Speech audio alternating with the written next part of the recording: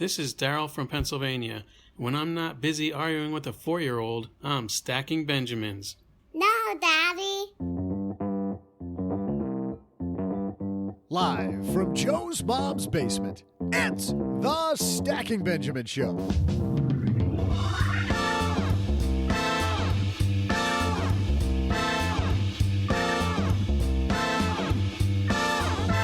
I'm Joe's mom's neighbor, Doug, and it's National Twilight Zone Day here in the basement.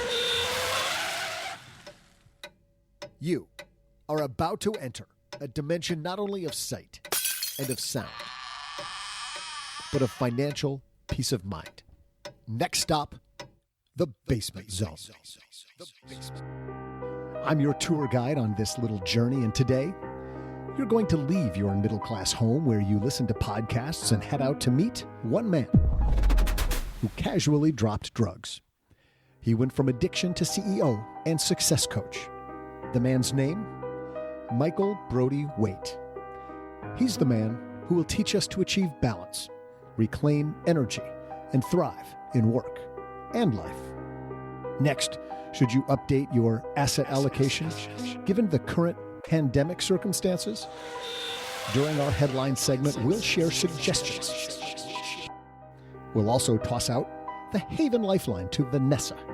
And sure, we'll save time for my otherworldly trivia.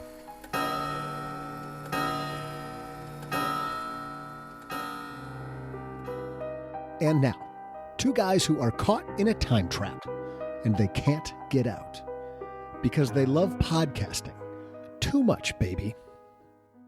It's Joe and O-J-J-J-G.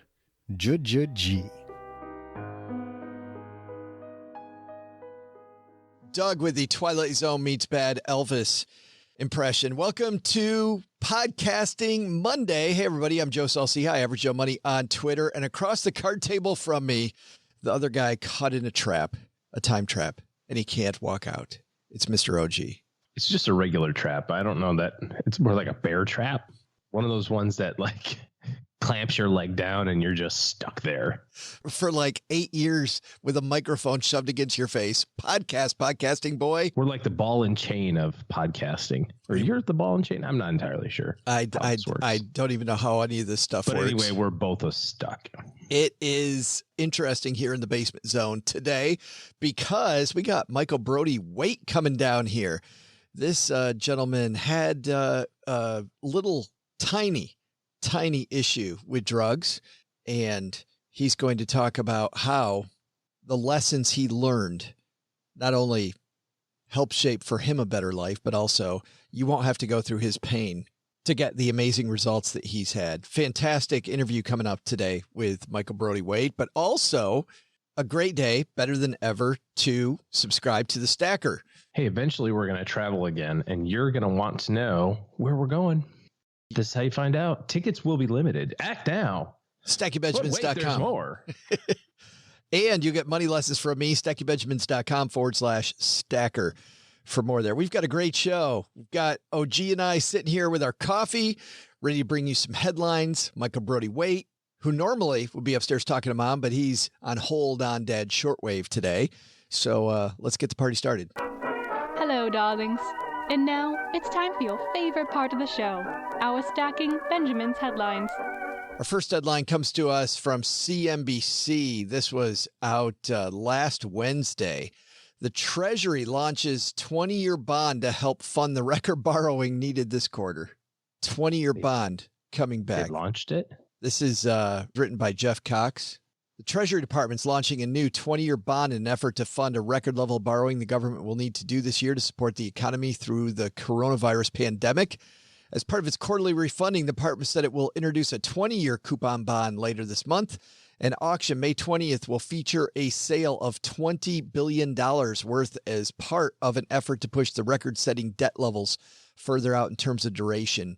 Treasury's borrowing needs have increased substantially as a result of the federal government's response to the COVID-19 outbreak. Brian Smith, Assistant Secretary for Federal Finance, said in a statement, over the next quarter, Treasury's cash balance will likely remain elevated as Treasury seeks to maintain prudent liquidity in light of the size and relative uncertainty of COVID-19 related outflows.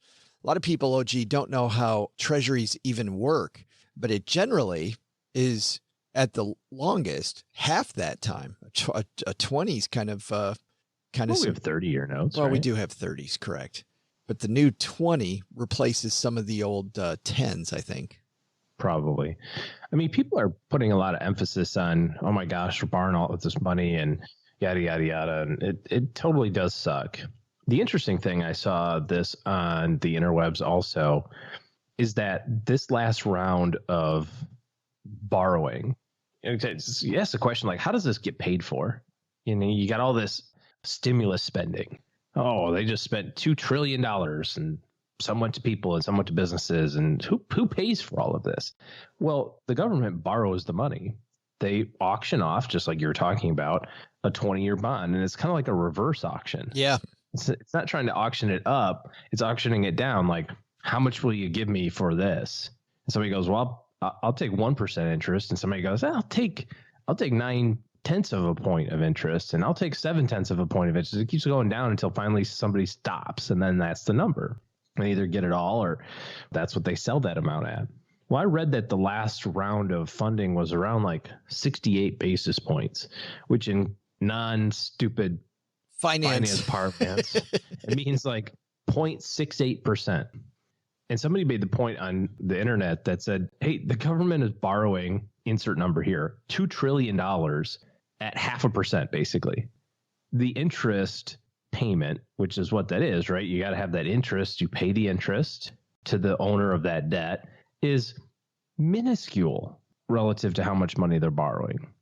So it's actually a really good deal for the government to give this money to citizens and to businesses. And yeah, there's a lot of stupid places that the money went to. I can debate that, but it's not as terrible as everybody thinks. And I think if you thought about this from the perspective of a personal lender, you know, we talk about home buying and we talk about borrowing money for college education and things like that. Would your view of a mortgage payment be different if you could borrow the money at 0.5%? For everybody out there that wants to pay their house off, I'm one of those people, right? We say it's a great deal, air quotes, if you can get your money at 3% or 3.5%. I got 15-year mortgage at 3%. I got 30-year mortgage at 3.5%. That's how great it is. Government goes, yeah, we just borrowed $2 trillion at 0.68%. What would that do to all of the other things around? Well, there's some inflationary pressures and things like that, obviously, but it may not be as bad, I guess, as what everybody thinks. Even though it might still be horrible. It might be that you're mortgaging imaginable, right? Even though you're mortgaging your future, the good news is you'll get to repay nearly dollar for dollar what you borrowed. Yeah, I mean, it obviously you and I will never see 0.7% interest rates on our borrowing. No, because we can't print money, we can't tax a citizenry like the federal government can. So it's interesting anyway, to say the least. Let's put this in individual terms, get away from the government stuff, which is above our pay grade, this is why you always shop interest rates, right? You don't just go to the first bank and say, hey, what interest rate will you give me? Let's shop interest rates. The government does it. Businesses do it. You can't just take somebody's word for it. Hey, here's the prevailing interest rate. No, go out and shop 5, 6, 7, 8 places. And by the way, something the government doesn't have to deal with, OG, but you and I do, is that, when it comes to use mortgages earlier, when it comes to mortgages, there are also fees on mortgages. And a lot of times mortgage lenders will tell you that comparing interest rates sometimes is like looking at everybody's best lie, because one interest rate will look lower than another. But for you and I, different than the way treasuries are sold, they'll pile on a bunch of fees to make up for the quarter point that they're losing by beating the other guy.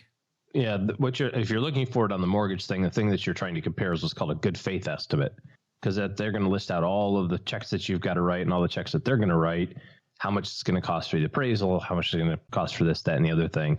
We've recently gone through a mortgage refinance. What I liked about it was they actually broke those sections down into things you can negotiate with us, things you can't negotiate with us. That's cool. That is Which cool. I thought was really great. It was like, your credit report fee, $700. That was in the things you can negotiate. It's like, no, they should be $60. Yeah. That's how much FICO charges, Yeah. I didn't choose to negotiate any of those things because we got a great rate and it was almost zero on the closing cost side. But I did compare that to another company And it was markedly different, like you said. Yeah, that's wild.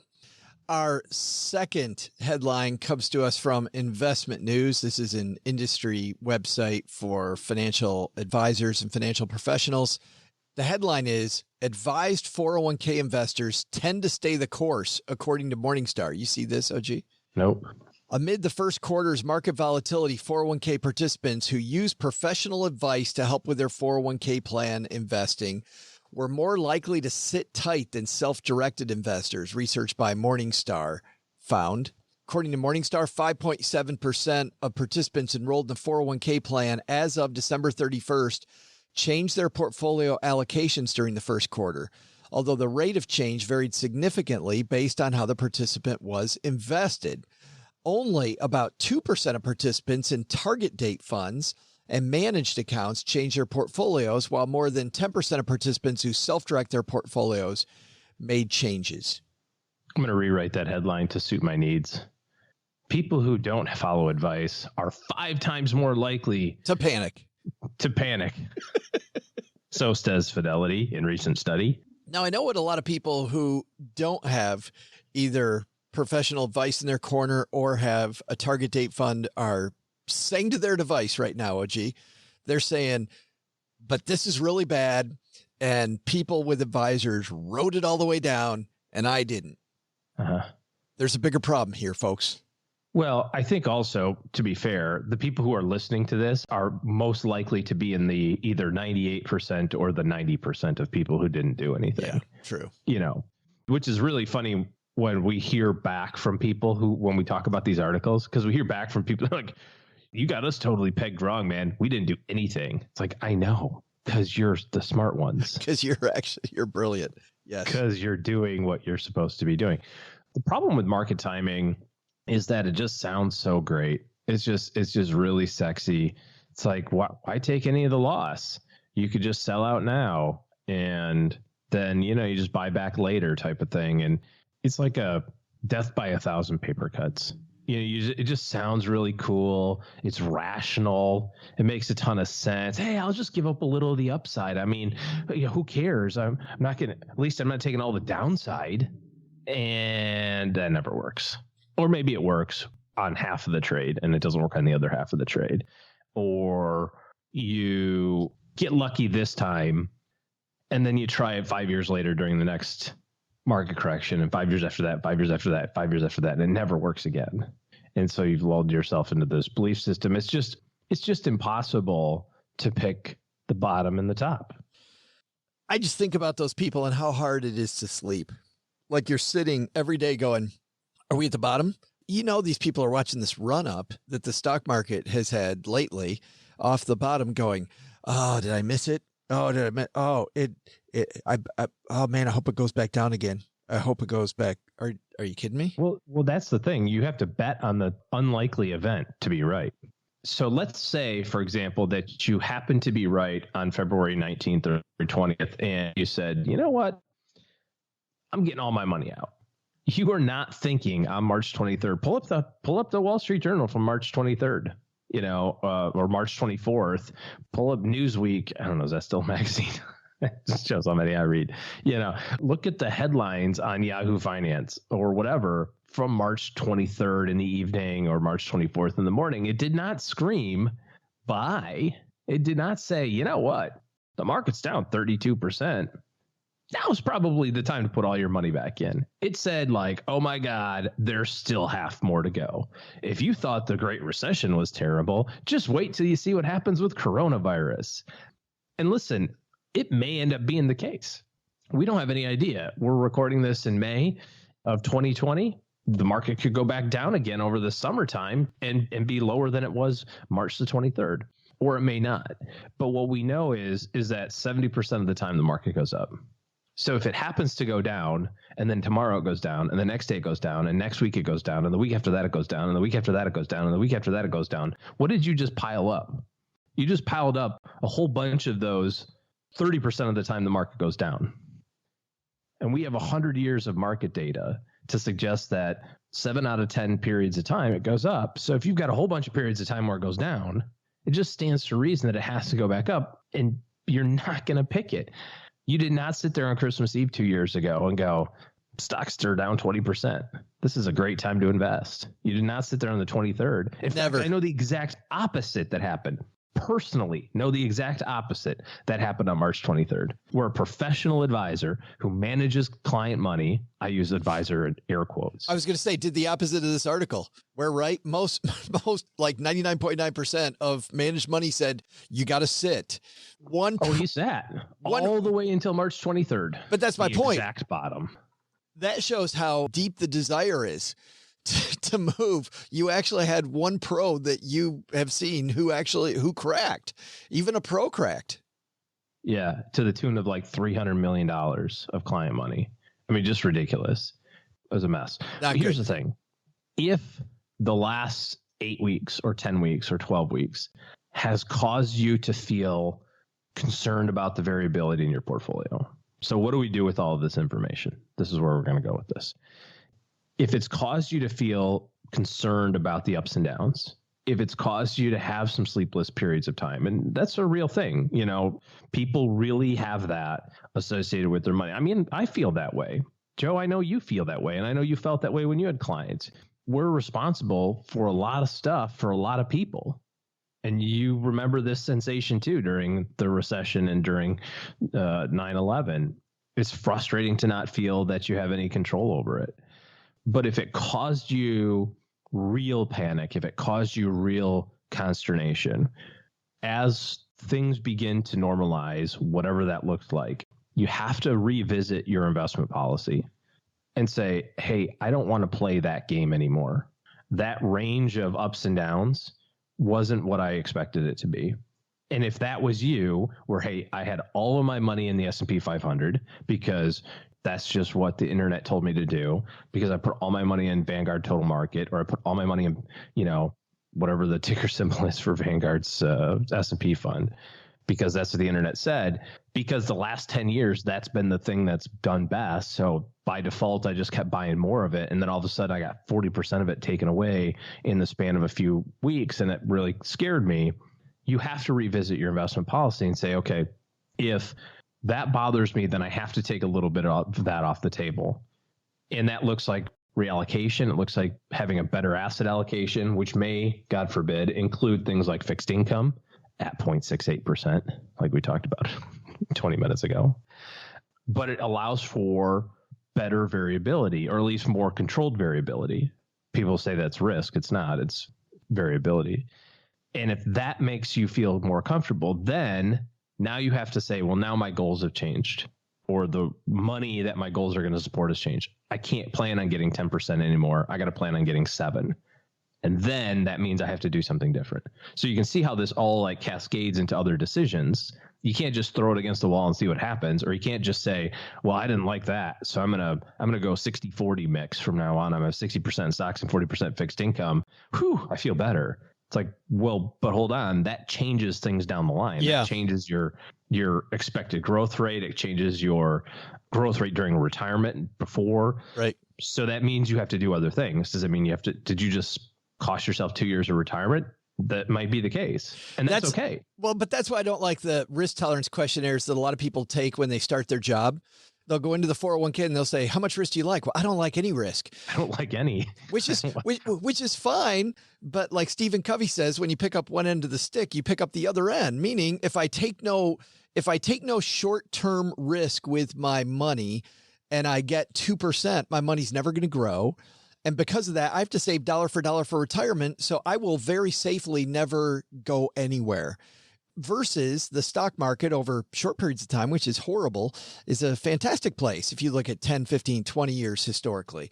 So, stocks and real estate are the two inflation beaters over long periods of time. But also you don't buy a house if you want to sell it in a year. I know that personally because how's that working out for you?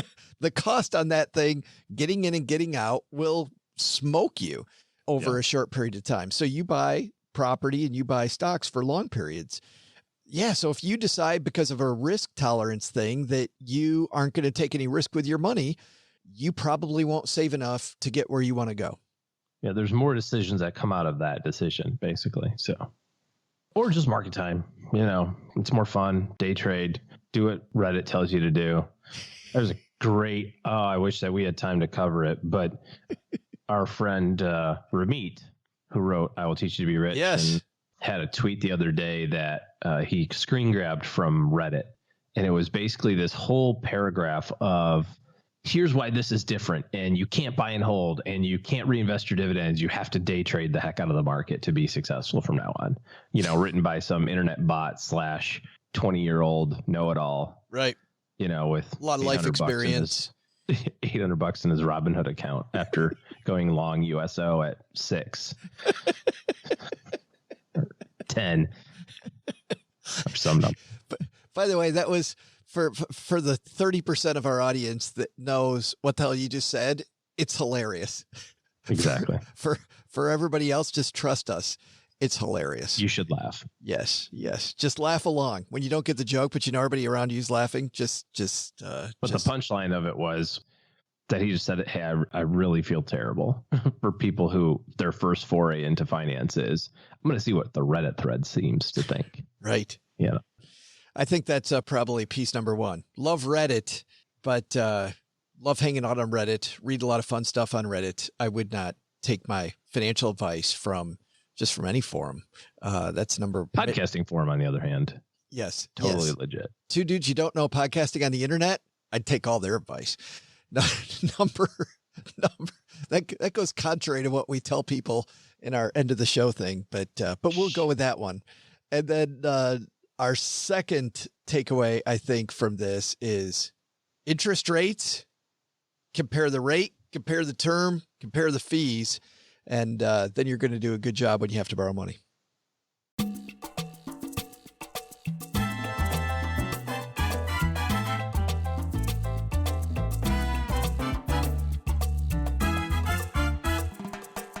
Well, I don't know if you've spent much time watching TED videos, but the number one talk in the history of TEDx Nashville is a video called Great Leaders Do What Drug Addicts Do. And it's by the guy who's sitting on hold on My Dad's Shortwave. Michael Brody-Waite had a 17-year journey from addiction and near homelessness. We're going to get into that, I'm sure, with him, to CEO and co-founder of an Inc. 500 startup that he sold to a publicly traded company. He now has a program he calls the Mask Free Program. And maybe we'll talk to him about that, too, because I walked into a Menards yesterday here locally, OG. Got to put my mask on, one that Mom made that looks all cool. Everybody else is wearing these horrible masks, the little temporary throw them away masks. Well, they don't throw them away though. They throw them on the ground. Yeah, they throw them right. I've seen more masks on there, which is horrible. Come on, people. That and gloves just littering the But I've got sidewalk. I've got a fantastic mask. Anyway, he's got a mask-free movement, and it's not because he's anti. And it's not because he's anti-wearing a mask in public. I think he's talking about something else. But let's find out. Michael Brody-Waite on My Dad's Shortwave.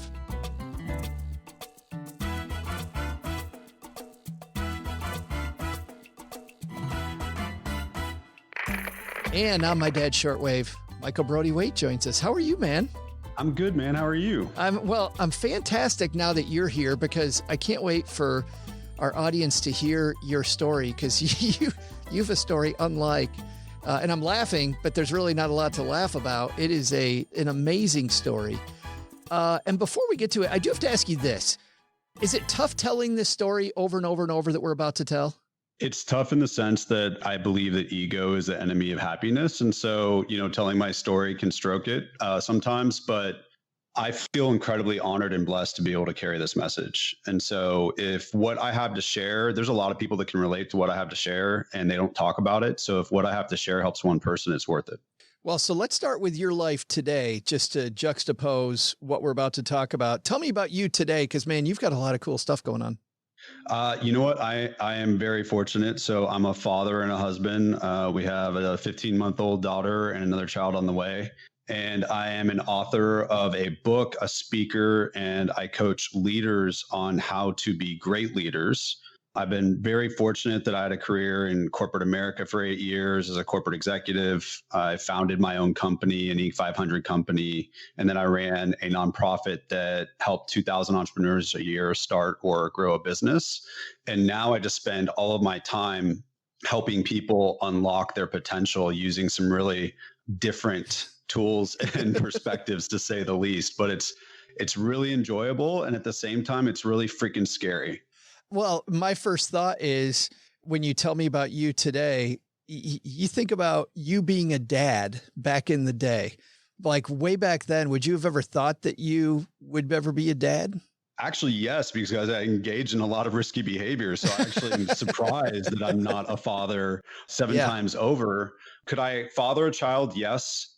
Was I even able to take care of myself? No. So the hopes of me being able to take care of anyone, an adult, child, a pet, a plant, there was no way I could do that back then. So no, it's a privilege to be able to be a father. It's really uncomfortable. You know, I've found out being a father, there's a lot of stuff that people don't talk about. Like everybody said, oh, you're not going to sleep. No one told me that I would feel like a reluctant tourist in my own home that didn't have a connection with my daughter and resented my situation.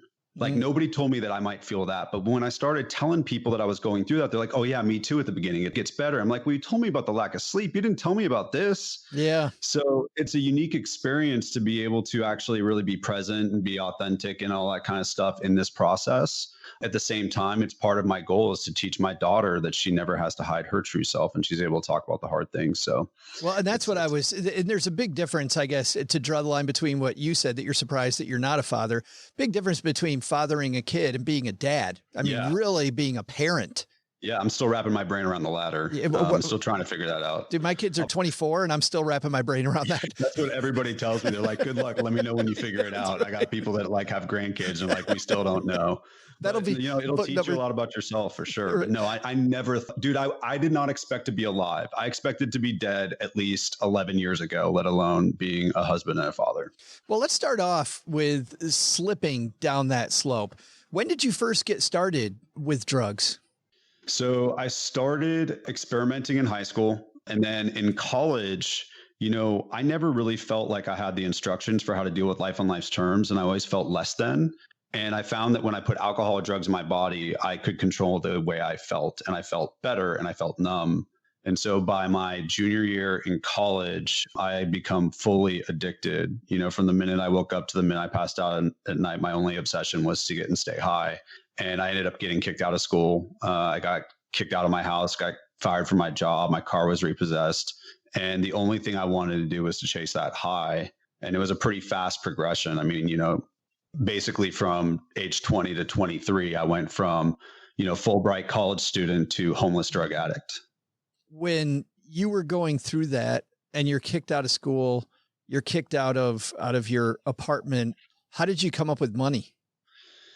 I didn't necessarily. I stole other people's money. The only thing keeping me from living on the street was a friend's apartment. He let me stay there for a weekend, and a weekend turned into 3 months. I was like the most horrible house guest ever, overstaying his welcome and sleeping on the floor and sleeping on the couch. And when he would go to work during the day, I would steal his money, drink his liquor, eat his food, and invite strangers over to wreck his place.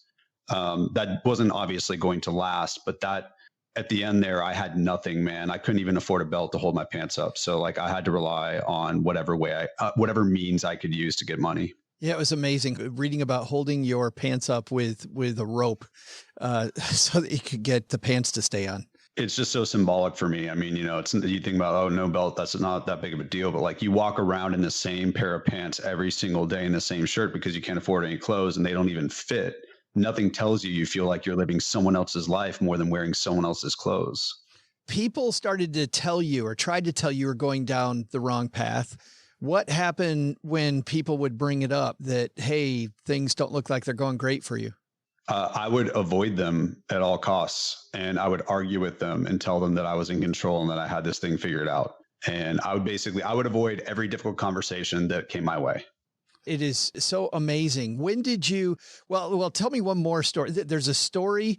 You're driving in your car or somebody's car and you are super high and these cops pull up next to you in your book. Can you tell that story? Yeah, man. So it was my parents' car. They'd let me borrow it for a weekend because my car had been repossessed. And I was loaded and I saw an advertisement for a Big Mac. And I was like, oh, I have to get one of those. And so I was living in LA. And so I went driving down Sunset Boulevard to the McDonald's down on Sunset Boulevard in LA. I was driving back and I had the windows down, the music really loud, and I was speeding. I was reckless. I'm really lucky I didn't die or kill someone. And at a stoplight, like every time there was a stoplight, I would just floor it the second it would hit green. Like you would think you would know you're loaded. You shouldn't be drawing attention to yourself, but I would just floor it because I wanted to go fast. And at one of the stoplights, this cop pulls up next to me, flashes his lights, rolls down his window. And I'm like, oh, here it is, man. And there was such a hope. Like I actually felt relief, man. I felt like, oh my God, finally I can stop spinning all these plates. And all he did was motion to me, hey, slow it down. And then he just kept going. And while I was grateful that I wasn't going to end up in handcuffs that night, I was actually kind of disappointed. Which is amazing. And you said, well, it sounds like you didn't explicitly say this. Was that your low point? Was that the low point? I would say the low point was a night where I decided I looked myself in the mirror. I didn't recognize who I was. I've been wearing a mask, hiding my true self behind everybody, including myself, and not showing what was really going on. And finally, I woke up one day, I looked in the mirror and I actually saw myself for the first time. And I did not recognize myself. And I said, I can't keep going on like this. And so I wanted to kill myself. And I wanted to do it through overdose. And one of the reasons I wanted to do that was because I never felt like I was high enough. And so my hope was I could feel high enough before I died, which is really sad to share, but it's how I felt. And so that night I used more than I ever had. This part isn't in the book necessarily, but I used more than I ever had. And for 5 minutes, I felt high enough and I didn't die. I didn't even pass out. But after that, I wanted more. And I just like started to cry. And I was like, dude, I can't even keep up with this. I can't even do this right. I can't even kill myself right. I can't even use right. I'm so tired. I can't do this anymore. Yeah, you said the drugs were easy. It was everything around it. Life around it was really hard. Like being on drugs was super duper hard. Yeah, people think it's like a party lifestyle, right? Like you watch a movie or whatever and all that kind of stuff. If you're a hardcore addict and you're losing everything, like it is a full-time job fixing, managing, controlling so that you can acquire your drugs or whatever it is that you use and then find a place to do them and then manage through the experience. And then while you're doing that, thinking about how am I going to get more so I don't come down? That is a full-time job. I've never worked a job that was harder than being a drug addict. And I've worked some really hard jobs. You end up in rehab and you think to yourself, and I actually laughed here, because you think, man, I'm nailing rehab. Like I'm rocking the rehab. And I'm thinking, I'm 52 years old. I've never known somebody just rock rehab. And you're spending a lot of time in these group discussions, coming up with like great ways to tell your story, sexy ways to tell your story. And then one day you had enough. And I think this is really core to who you are now. You're trying to impress this guy, Tim, and you're trying to impress everybody in the group. Yeah. Tell me about the day that you broke down and everything kind of changed that day. Yeah, man. So for the first 6 months I was in recovery, when I would share in a group, I didn't even know what a TED Talk was. I had no idea I would one day give one, but I was like trying to give a TED Talk, right? And I didn't realize, but I was trying to get liked. I was trying to be the cool guy. You're not cool when you're a drug addict, by the way. So I was managing everybody's perception. And yet at the same time, at about 6 months, I started to experience some really significant internal emotional pain and challenges staying clean. And I really wanted to use. I was going through a really hard time. And there's a saying that you can't save your face and your butt at the same time. And when I walked into that meeting, I knew that I couldn't do a choreographed share. I really needed to share for real because I was scared to death that I was going to use. And for me, one of the things I knew was if I use, I'm going to die. Like I had one shot at this thing in my mind. So I go into the meeting and I share, and I think it's the worst share ever. Like I'm just, I was so vulnerable. I was all over the place. It was really messy. Nothing was tight. It was not a TED Talk. If it had been a TED Talk, no, it would have 0 views on YouTube. and so I truly believe they're going to like kick me out because I'm such a waste and I suck. Like it really, and you have to think about that frame of mind. You're surrounded by other drug addicts and you think you're not enough to sit in that circle. Like that's how low I thought of myself. And so after the meeting, this guy named Tim comes up to me and he was this like old timer that 15 years clean. He had all his Harley leather and he was like this tough guy. And I totally thought he was going to like pick on me Because that's what happens when you show vulnerabilities. You get picked on, right? I thought he was going to punch me in the freaking face. And he goes, dude, that was a great share. And I'm like, Tim, that was the worst share ever. He's like, no, that's the best share ever. That's the first time you ever shared real. Like, that's what we have to do here. That's what it takes to stay clean. That's what it takes to live. And I saw the real Michael for the first time, and I want to get to know that guy. That was the first time anyone had ever told me being my true self was the most important thing. And that was certainly the first time that anyone ever told me that my life depended on it. And it came from someone who I thought would be the least likely person to tell me that. It's so amazing. And now it's really the basis of a lot of work that you do, because it's funny. You and I are sitting here talking at a time when everybody is walking around wearing a mask, right? And we're all physically, yeah. And we're all better for it. And you're saying not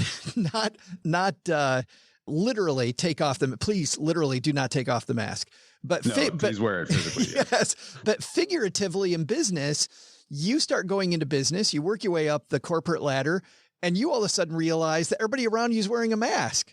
Tell me about what you saw in corporate America when you got there. Yeah, man. So here's the thing. So drug addicts, we do 4 things really well. When we're in active addiction, we say yes to drugs instead of saying no. We hide our weakness, which is our addiction. We avoid any difficult conversation that's going to lead to an intervention. And we hold back whatever beautiful, unique perspective we were equipped with because we're blunted by the drugs and alcohol. When I got clean, they told me I had to practice these principles in all my affairs, including professional. And so when I found myself surrounded by all these really distinguished professionals with great degrees, and they all looked great, they were all preppy and stuff, and here I am with long hair and hoop earrings, and I don't feel like I belong, I realized that I was just like them, because when I looked at them, and this is true in every individual team and organization across the world right now in business, people are saying yes when they could say no to projects, emails, tasks, whatever. They're hiding their weaknesses because they don't want people to think that they can't do something. They're avoiding difficult conversations with their boss, their coworkers, the customer, their significant other, and they're holding back their unique perspective. They're not saying, I don't know. They're not saying, I don't agree with that. Or they're not showing, when the boss's boss is in the room, what their unique perspective is. And so when I felt surrounded by all this, I was like, I get it. They're hiding behind a mask to get what they want. I did that. As a drug addict, I hid behind a mask to get the high. They're doing it to get success. Hiding behind the mask, by the way, pays a lot better when you're just doing it for success versus the drugs and alcohol. But I couldn't do it. I truly felt like it would be a relapse if I started doing it. So I said no. I shared my weakness aggressively. I leaned into the difficult conversations. I didn't hold back my unique perspective. And I thought it would make me an outcast. And honestly, it did. It made me an outsider to the culture. It also made it so that my mentors became my employees, and I got promoted 8 times in 8 years because I was more efficient, more trusted, more effective, and I was able to leverage what made me me. And that was not because I got an MBA or corporate training. It's these 4 things that everybody does in business that every recovering addict has actually learned how not to do. When you say that you were an outsider, businesses are about people, they're about relationships. Are you saying you were an outsider with the wrong group of people, the status quo people? Because if you're getting promoted, there's somebody who's looking at you and says, that's the guy, that's the person. And it can't just be that you're great at your job, because I don't know, in my years at American Express, there were some people that were great at their job that I always hoped never got promoted. Not that I was jealous. It was that they were wearing the biggest mask of any of us, right? 100%. Yeah. Just an outcast for all, in my mind, all the right reasons, where it feels like you're the outcast for the wrong reasons. So like anywhere else, it's like high school, right? There's the cool crowd, and they do all the things that make you cool, right? And so it's not the leather jacket in football. It's, you look really smart in a meeting by, saying the right things and all this kind of stuff. You do all the projects. Because I didn't hide my true self, I would do things that were not what the cool crowd did. So for example, I would be vulnerable. I'd be like, man, I'm really scared. Or I don't know how to do this at all. They'd be like, hey, Mike, you know how to do this thing, right? Most people say, yeah. I'd be like, no, actually, I have no idea how to do it. Will you teach me? And that vulnerability scared people because they want to judge it as weak. And in reality, it's what creates strength. But also, I wasn't scared to say no to things. I wasn't scared to speak my mind because facing drug addiction is a lot harder than being odd man out in a corporate culture. And I think that so many people worry about the critic. They don't realize that they have the opportunity to lift up the person that can identify with their story. And so what I found was yes, a lot of people made fun of me for being this vulnerable guy or saying no to things or whatever. But there were all these people that would just flock to me like a magnet because I was actually like showing my true self, and they wanted to know how. Or, I mean, just think about practically like with a customer. If you have a customer and they say, hey, you can do this thing, right? Everybody says, yeah, we can do that thing. Please give us a sale. And be like, actually, we're not good at that. That didn't make me popular with my colleagues. It made me popular with my customers, which got me more sales. And then my bosses wanted to hire me because I got more sales. They didn't care how I did it. And so it's just this perpetuating cycle of you act differently, and the people that yearn for that want to connect with you. And so it's what enabled me to be successful. It reminds me of a couple things. I had a leader once at American Express, and he was a little goofy. He was incredibly vulnerable. He didn't dress like a lot of the other people that were in management. And I remember talking to leaders around him. He led our group, leaders around him, and they would always make fun of Chris. They don't say, oh, he's goofy. Chris ended up really succeeding. It took him a little longer, Michael, but man, when he went like a rocket ship, because everybody who worked for Chris knew that Chris didn't care what the person on his right or his left said. He just cared that the people who were his flock, that he took care of them because that was his job. And so it was people like me and the people that I worked with who were under him who ultimately got him promoted. I remember talking to Chris's boss's boss one time. If there was an event, we were having drinks, and he said something about Chris being goofy. I'm like, yeah, he's kind of goofy, but he's the best boss I ever had. And I remember this guy, Chuck, going, what are you talking about? I'm like, no. And I remember management guru Tom Peters. You're probably familiar with Tom. Tom talks about real power comes from those people, comes from your customers, comes from your flock, doesn't come from kissing your boss's ass and telling them what they want to hear. Well, I also think that like everybody identifies what being a great leader is, and then they try to go do that. But we aren't taught that being our true selves makes us a great leader. So what we actually do is we become really effective followers. Yeah. Great leaders lead themselves, and they take unpopular stances. Winston Churchill, Abraham Lincoln, Rosa Parks, like we have a litany of people that took the unpopular stance. Being your true self when it doesn't conform to what everybody thinks is cool is the ultimate form of leadership. And so even the people, this is what I found. A lot of those cool kids that made fun of me, they're following me now. They're reading my book now, because the truth is that they want to be able to express their true selves too. Nobody wants to struggle with a weakness and not share it and ask for help. Like no one actually wants to do that. We're just so scared that if we don't do what everybody else is doing, we're not going to get what everybody else has got. But the truth is that you have a unique path to your success that only you can forge, but you have to be willing to accept that you're going to have the haters. Brene Brown in The Gifts of Imperfection tells this great story about how she talked to this audience of 300 people. And there was this one guy in the front row that had his arms crossed that clearly hated her. And instead of trying to reach the other 299, she just tried to convince him all day, the entire night, and got completely off her game and didn't carry her message because she was trying to meet the haters' perspective. And it's so counterintuitive to leadership, but that's how leadership is taught. We all get there. I mean, I think about the time I obsess over the person who says, that our show stinks versus the 500 people who say that it's great. I mean, I could get 5-star reviews all day long. One person leaves a 1-star review. I'm a mess for 8 hours.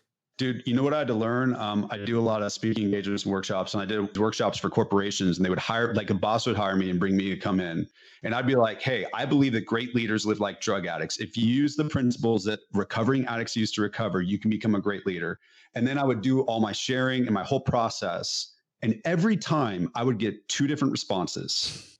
The crossed arms, like, screw you, dude. Like, I'm going to show you my Letterman jacket that's in my closet at home. You don't fit. And then the person that goes, that I just created an oasis, and they go, oh my God, like, where has this been my whole life? And my problem was I always felt like a failure when I walked out because I wanted everybody to think that what I was saying was awesome. What I have to accept is that the cost of leading myself and reaching the people that I'm supposed to reach means I'm going to not always meet everybody's expectation. But I'm just like you. I will respond to the one critic in my mind. I think it's totally all of us. The book is Great Leaders Live Like Drug Addicts. Comes out in a couple weeks, but you've got some cool pre-order stuff going on, Michael. Yeah, man. If you go to michaelbrody-waite.com or greatleaderbook.com, whichever is easier to remember. My last name is Jack, so you'll probably remember greatleaderbook.com. If you order before May 26th, you'll get a free audiobook. I think hyphenated names are badass, by the way. Thank you. Yes, I know. We are a unique, a very unique, authentic crew. And my dream was to marry a woman who had a hyphenated last name, and then we could hyphenate them. And then I could totally screw my children even more than the way my parents screwed me up. Evil genius. You are an evil genius. and you know what? We will link to the book so you can get the audiobook as well on our show notes page at stackingbenjamins.com. Man, Michael, I know it's got to be tough telling the story over and over. So thanks for coming and telling our listeners, because I think you helped a lot of people today. Dude, thank you for being interested in the story. And you keep being your unique self. It's pretty awesome.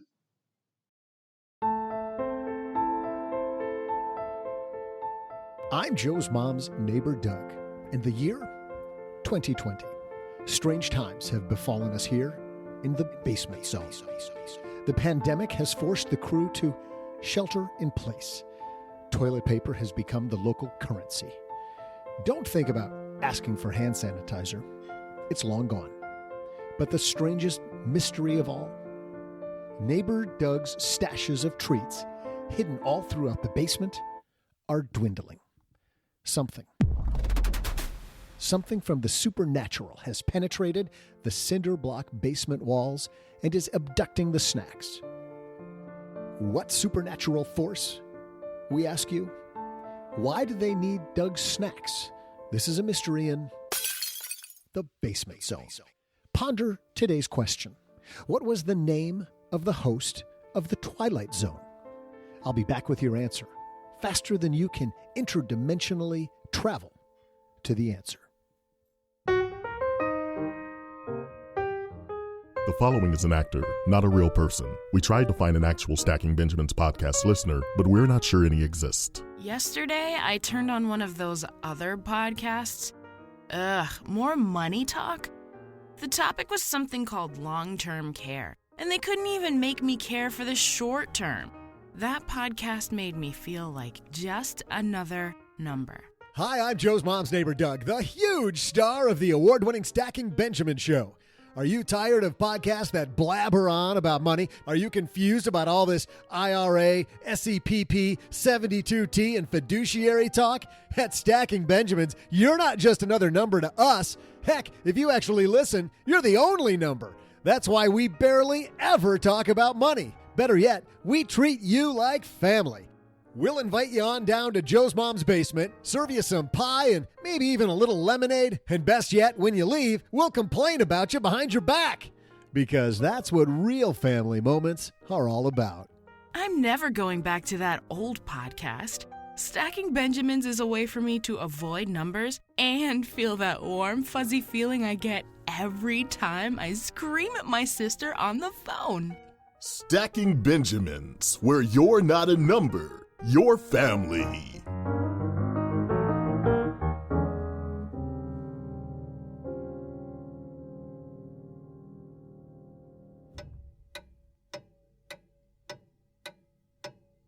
Oh, look, it appears your ride is here to take you to your thrilling answer to today's trivia down in the basement zone. The basement.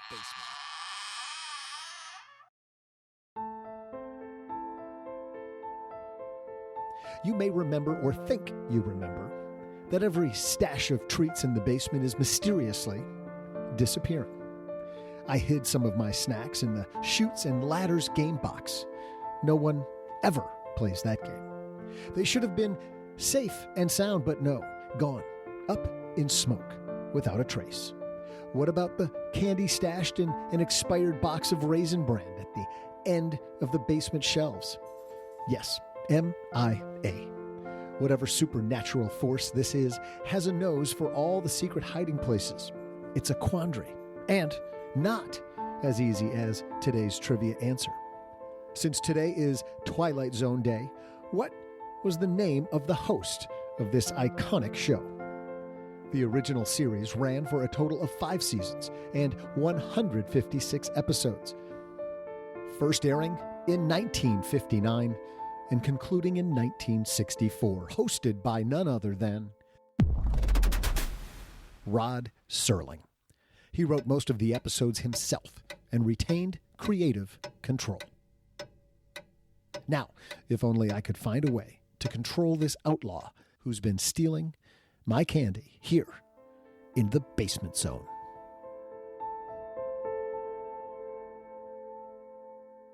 Big thanks to Michael for hanging out with us today. What an amazing story. I mean, when you go from being a guy who is stealing from your friends just to get more into your system, which, by the way, not a great place to be. Right. To and fixed it. Yeah, to fixing it. And not only fixing it, but also being able to share with people that it is this idea of being completely yourself, being absolutely rigidly yourself. When did you learn that, OG, that you had to stop kissing up to everybody else and be true to you? Because I can tell you exactly when that turn started for me. Ooh, I don't know that I have a time in mind. I guess I could probably ask around. I bet you other people know the answer to it for me. It was the end of my junior year of high school. And I remember I was thinking back. I'm like, okay, I'm 42. Let's see. Did I start that at 41? Probably not. Was it 2 weeks ago? I know. 3 weeks ago? 40. What was I doing at 40? All right. When we moved to Texas in 2015, it was around then. And you're like, yeah, when I was a kid, I really saw that. I'm like, oh, shoot, I'm way off. Well, it was definitely a long journey. And, to some degree, you're always trying to be what other people want you to be. But that journey for me began my junior year of high school. There was a guy who was, one of the popular crowd dudes. And I just remember one day he was making fun of me. And I went, you know what? I really don't care what you think, Tom. I seriously do not care what you think. And it was amazing just how liberating.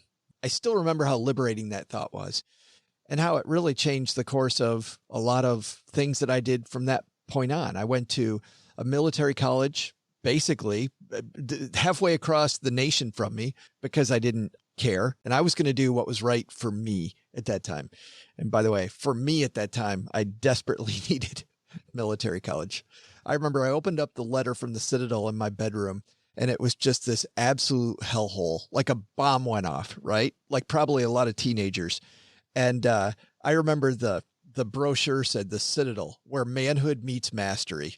And I'm opening it up as I'm kicking clothes aside. And I look around my room and I literally thought, I think this is what I need. I think this is exactly what I need in my life. And none of it stuck. And I wish I had. Which is a whole nother issue. I had learned something. Hey, let's get off that topic and throw out the Haven Lifeline. We're going to tackle some of life's most important questions, OG. Our friends at Haven Life Insurance Agency, you know what they do? They put what you value first. Well, in keeping with your Citadel story, I am desperately trying to teach my kids two things to do every single day. Make your bed when you wake up and brush your teeth. That's the drumbeat of our house. I'll walk by their rooms and I'll look in their bedroom and I'll say, did you recently take a nap? If it's 2 p.m, the bed's not made. Like, no, I'll do it. I'm like, no, you have to do it immediately when you wake up. The first thing, when your feet hit the ground, make your bed. Why are you mad at it? Because it's just, it's called discipline, and I will instill it in you if I have to. Oh, boy. So help me God. Do you think at some point they're going to get the lesson? We're moving in that direction. Hopefully. It actually says 5 years left with my oldest. So at best, we're right around 1,700 days of me nagging him about it. So. Oh, I bet you're not the only one with a timer on that. I'm sure he's marking off the days until he's not being nagged about making his bed. Of course, if he goes to the Citadel, he'll be nagged for. Well, by then, maybe he'll actually do it. Yes. And when he goes to college, he'll be like, oh, I'm so glad my dad makes me make the bed every day because my dorm room doesn't look like a pigsty. I got really good at those tight corners, man. I'm like, pull the blankets up. We're not even like bouncing quarters or anything. We're just all about like, make it look neater. I do have to say, when we knew there was an inspection, I was a master at T-pinning that bed down. Mm-hmm. But during inspection, all those T-pins came out at the last minute because you get caught with those things. Not a good day. It says here, by the way, your loved ones and your time is the two things that are most important in your life. And that's why Haven Life has made buying quality term life insurance actually simple. Head to stackingbenjamins.com/Haven Life now, and you will get a free quote, which I like because it's super easy, very fast. It's all online. You get an instant coverage decision. Prices are affordable. And of course, they're backed by a more than 160-year-old insurer, Mass Mutual. Today, we're going to throw the Haven Lifeline out to our new friend, Vanessa. Say hi, Vanessa. Hi, guys. Love the show. Wanted to get your opinion on 2 strategies I'm thinking of. Which one you think might be best? I just was recently laid off due to Corona. However, since I've been working on my finances, listening to you guys' show and others, I had about $2,000 saved up before that. My rent here in Brooklyn, New York, is $825 per month. I got through with unemployment, so that unemployment plus the extra $600 is going to be about $980, $960 after taxes each week. I'm also getting a severance from my job biweekly until the middle of May. After taxes, that's going to be about $1,800 biweekly or so. And I got the full stimulus of $1,200. So, question, should I pay off my student loans with this extra money that I'll be receiving? Or should I just pay the minimums for now and try and hold on to as much money as possible? My student loans are with the government. Balance is $3,700, and the interest rate is 2%. My personal loan, $16,000 balance.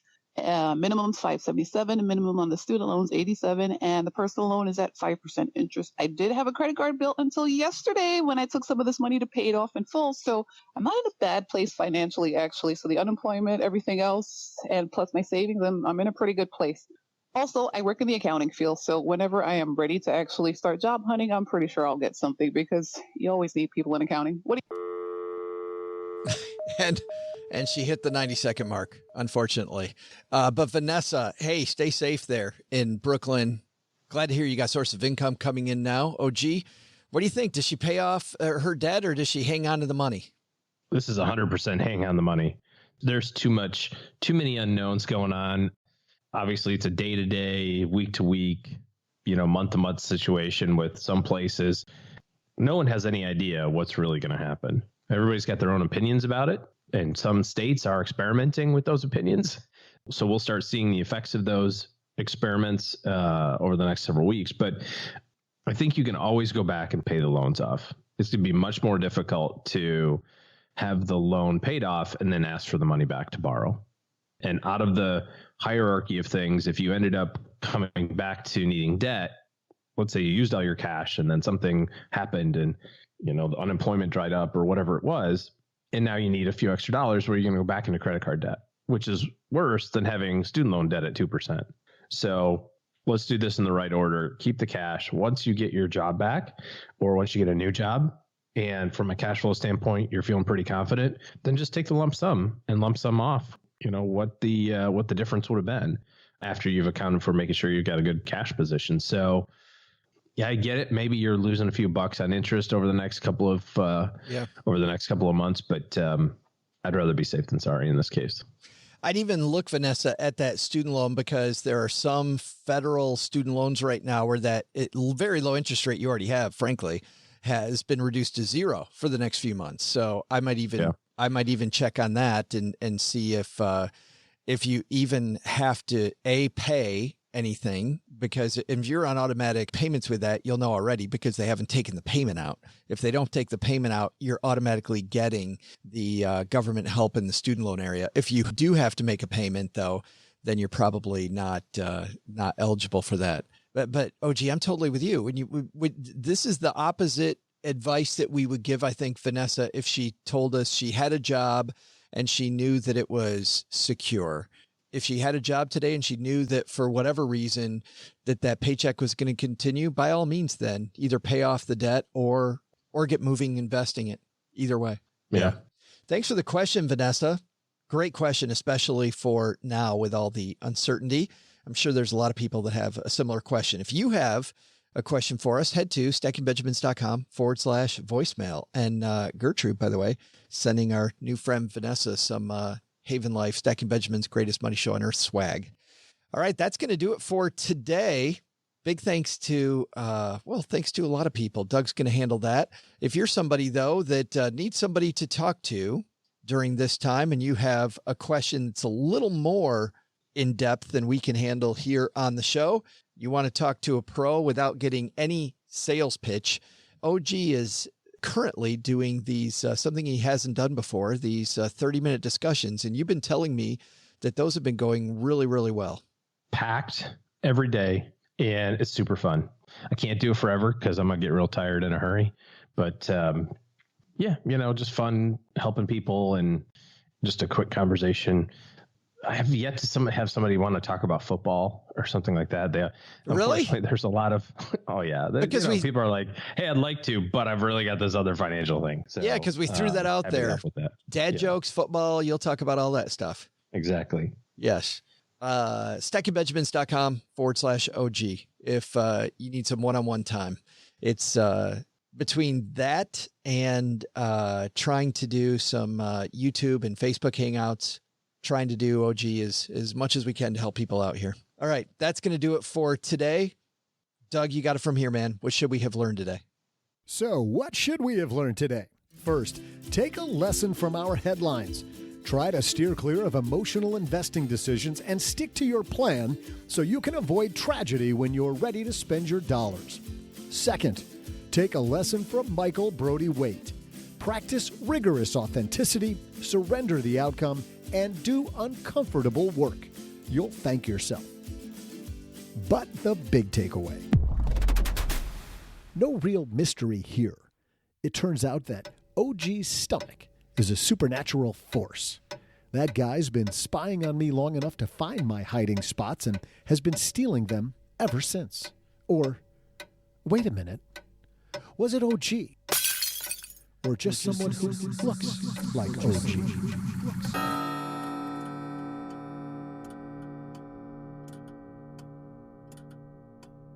I guess we'll never know here in the Basement Zone.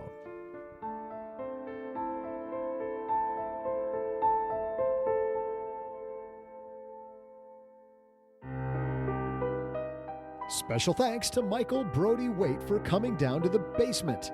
You can find out more about Michael at greatleaderbook.com or on our show notes page at stackingbenjamins.com. This show is created by Joe Salsihai, produced by Richie Rutter-Reese, and engineered by the amazing Steve Stewart. Online, visit us on Twitter at SBenjaminsCast or on our Facebook page. I'm Joe's mom's neighbor, Doug, and I'm a lot deeper than you realize. In fact, sometimes I just stand in front of my mirror and reflect. SB Podcasts may receive payment on the show from sponsors and guests in the form of books, giveaway items, discounts, or other remunerations. That's a big word. There's no way you take advice from these dorks, but like Joe's mom always says, don't take advice from people you don't know. This show is for entertainment purposes only, and before making any financial decisions, consult with a real financial advisor.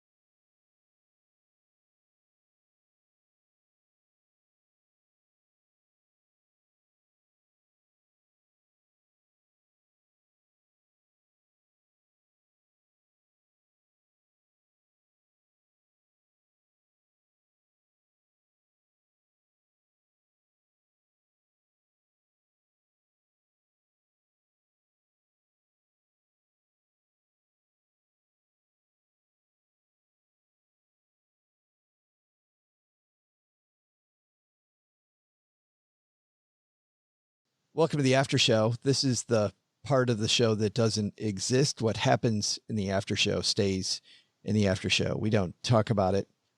Back in Dallas a couple of years ago, the year that we won Best Podcast the second time, a gentleman named Deacon Hayes, who OG, I think you know as well. Deacon won for Well Kept Wallet Best Blog.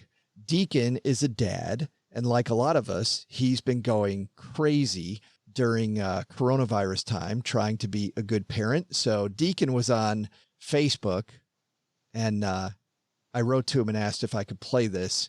This is the audio from Deacon Hayes from Well Kept Wallet about what he's been doing during coronavirus time. Day 53 of quarantine, getting a little stir crazy. I've got a new hobby though. I like to wrap children's books. This one's called Little Excavator by Anna Dewdney. And I'm going to wrap it to Warren G's Regulate or Regulator, something like that.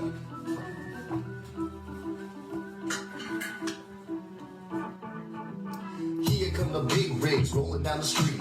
Thumper, thumper, bumper, bumper, beep, beep, beep. Can you see little E ready on the spot? He's the little excavator working on the lot. Wham goes a dozer, knocking down the walls. Rumble, rumble, crumble, crumble, fall, fall, fall. Little E is busy, he goes bam, bam, bam. Uh-oh, little excavator, now you're in a jam. Graham goes a loader, lifting up the trash. Pusher, pusher, smusher, smusher, smash, smash, smash. Little E is lifting up some junk, junk, junk. But there goes little excavator over with a clunk. June goes a dump truck with a load of love. Dunker, dunker, clunker, clunker, chug, chug, chug. Little E just wants to lug all day, day, day. Look out, little excavator, don't get in the way. Run goes the backhoe digging in the dirt. Clang, clang, bang, bang, work, work, work. Little E is helping to you dig, dig, dig. Now your little excavator someday when you're big. Word goes the tall crane rising to the sky. Whoosh, whoosh, whoosh, whoosh, high, high, high. Little E is stretching, he gets tall, tall, tall. Let's try the next better, you're too small. Now there's one last job and the busy day is done. But no big rig can do it, not a single one. Everybody tries it and it's much too tight. But can it be little E fits just right? Ooh.